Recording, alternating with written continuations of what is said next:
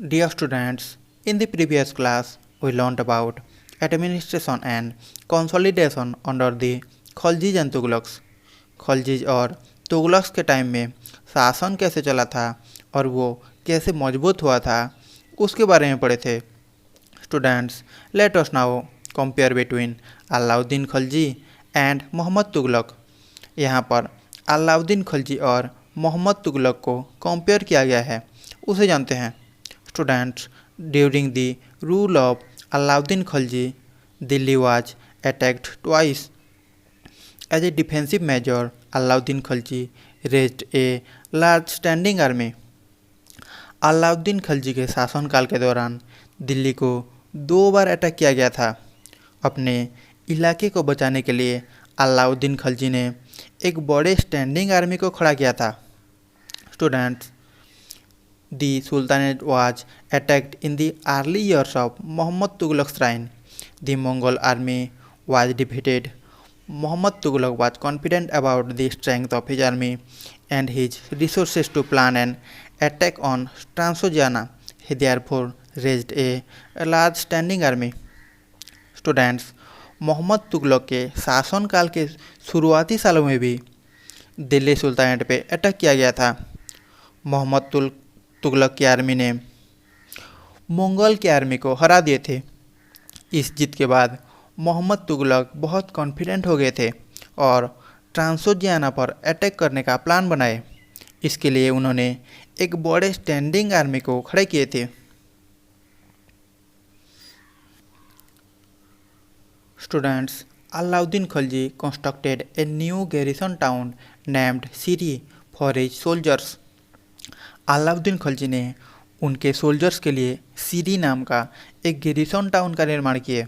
Students, during the rule of Mohammad Tughlaq, rather than constructing a new garrison town, the oldest of the 4 cities of Delhi Kohna was emptied of its residents and the soldiers garrisoned there. The residents of the old city were sent to the new capital of Daulatabad in the south.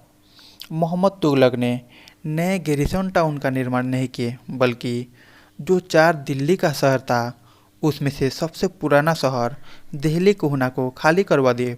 वहाँ पर जो लोग थे उनको हटा दिया गया और सोल्जर्स को वहाँ पर रहने के लिए जगह दे दी, और जो वहाँ पर रहने वाले लोग थे उनको नए कैपिटल दौलताबाद में शिफ्ट कर दिया गया।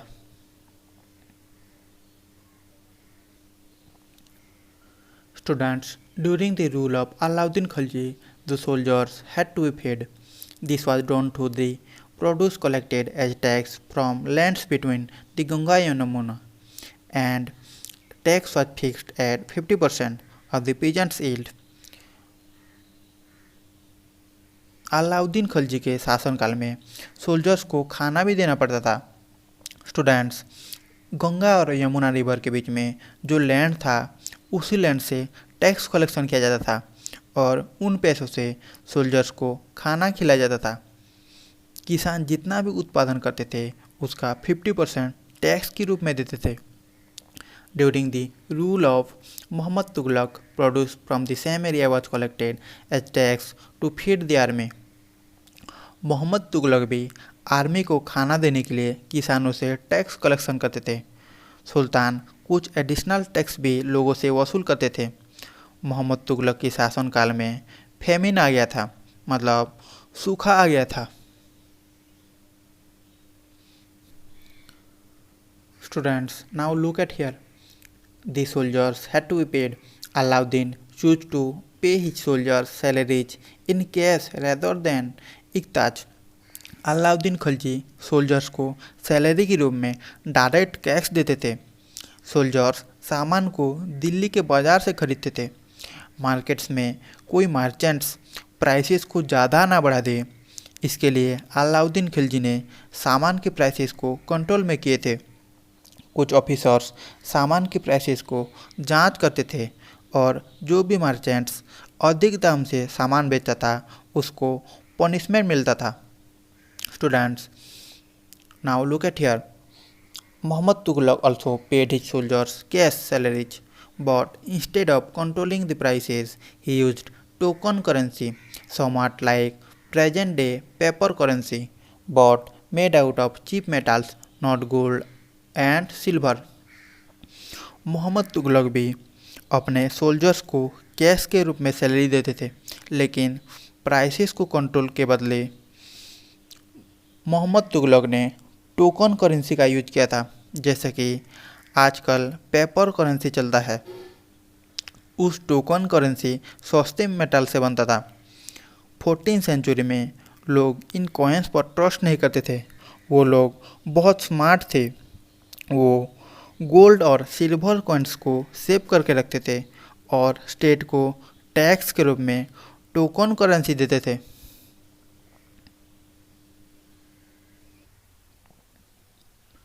Students, Alauddin Khalji's administrative measures were quite successful and chroniclers praised his reign for its cheap prices and efficient supply of goods in the market. Alauddin Khilji के शासन पद्धति बहुत बढ़िया था। इतिहास लेखक प्रशंसा करते हैं कि उनके शासनकाल के दौरान सामान का प्राइसेस बहुत सस्ता था और मार्केट्स में सामान ठीक तरह से सप्लाई होता था। अलाउद्दीन खिलजी ने मंगोल का आक्रमण को भी बहुत सक्सेसफुली प्रतिरोध किए थे। Students, Mohammad Tughlaq's administrative measures were a failure. His campaign into Kashmir was a disaster. He then gave up his plans to invade Transylvania and disbanded his large army. Mohammad Tughlaq का शासन पद्धति एक फेल्योर था। उनका कश्मीर पर हमला करना सफल नहीं हुआ था। उन्होंने ट्रांसोजियाना पर हमला करने का प्लान को भी कैंसिल किए और उनकी आर्मी को भी भंग कर दिया। उन्होंने जो लोगों को नए कैपिटल दौलताबाद पर शिफ्ट किए, ये लोगों को पसंद नहीं आया था। वो जो टैक्स को बढ़ा दिए थे और जो गंगा और यमुना नदी के एरियाज में सूखा पड़ा, उसके वजह से लोग विद्रोह किए थे और फाइनली उनको टोकन करेंसी को भी रद्द करना पड़ा। He also cancelled the token currency. Students, this is all about comparison between Alauddin Khalji and Muhammad Tughlaq. Students, for the first time in the history of Sultanate, a Delhi Sultan planned a campaign to capture Mongol territory. Unlike Alauddin Khalji's defensive measures, Muhammad Tughlaq measures were conceived as part of military offensive against the Mongols. Students, Mohammad Tughlaq की वहाँ पर जितना भी failure की बात कर लें, history में पहली बार ऐसा हुआ था कि एक दिल्ली का सुल्तान मंगोल के इलाकों पर कब्जा करने के लिए प्लान बनाया था। अलाउद्दीन खिलजी ने अपने आप को बचाने के लिए काम किए थे, लेकिन मोहम्मद तुगलक ने मंगोल्स के खिलाफ आक्रमण करने का प्लान बनाए थे। Students, let us know about the sultanate in the 15th and 16th centuries. 15th और 16th सेंचुरी में सुल्तानेट का हालत कैसा था, उसके बारे में जानते हैं। Students, after the Tughlaqs, the Syed and Lodi dynasties rule from Delhi and Agra until 1526. Tughlaq dynasty के बाद सैयद और लोदी डायनेस्टीज दिल्ली और आगरा में 1526 तक शासन किए थे। उसके बाद जौनपुर, बंगाल, मालवा, गुजरात, राजस्थान और पूरा साउथ इंडिया में इंडिपेंडेंट रूलर शासन किए, जिन्होंने समृद्धिशाली स्टेट्स और कैपिटल्स को एस्टेब्लिश किए थे।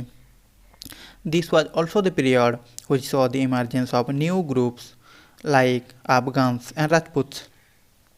इसी पीरियड में कुछ नए रूलिंग ग्रुप्स जैसे कि अफगान्स और राजपूत्स का भी उद्भव हुआ था।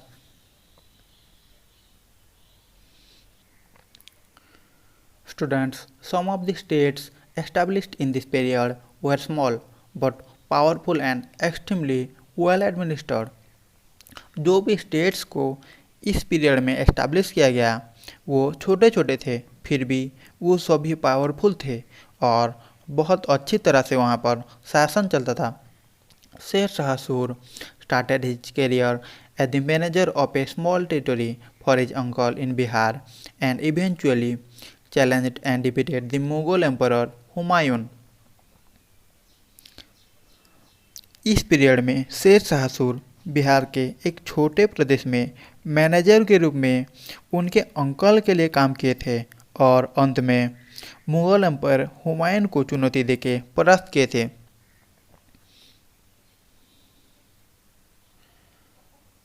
Students, Sher Shah captured Delhi and established his own dynasty. Although the Sood dynasty ruled for only 15 years, it introduced an administration that borrowed elements from Alauddin Khilji and made them more efficient. Sher Shah सूर दिल्ली को कब्जा करके खुद का dynasty बनाए, वो था सूर डायनेस्टी। हालांकि सूर डायनेस्टी सिर्फ 15 साल तक शासन कर पाए, फिर भी उन्होंने अलाउद्दीन खिलजी का शासन और अनुसरण किए और उसको बहुत इफिशिएंट बनाए। शेर शाह's administration became the model followed by the great emperor Akbar when he consolidated the Mughal Empire. Sher Shah सूर का शासन बहुत अच्छा था, जिसको कि मुग़ल एम्पायर अकबर भी मॉडल के रूप में फॉलो किए थे और अपना मुग़ल साम्राज्य को मजबूत बनाए थे। So students, this is all about the lesson, the Delhi Sultans. Students, I hope you have understood the lesson very well. If you have any doubt, you can ask me. Students, thanks for listening. All the best. Have a very nice day.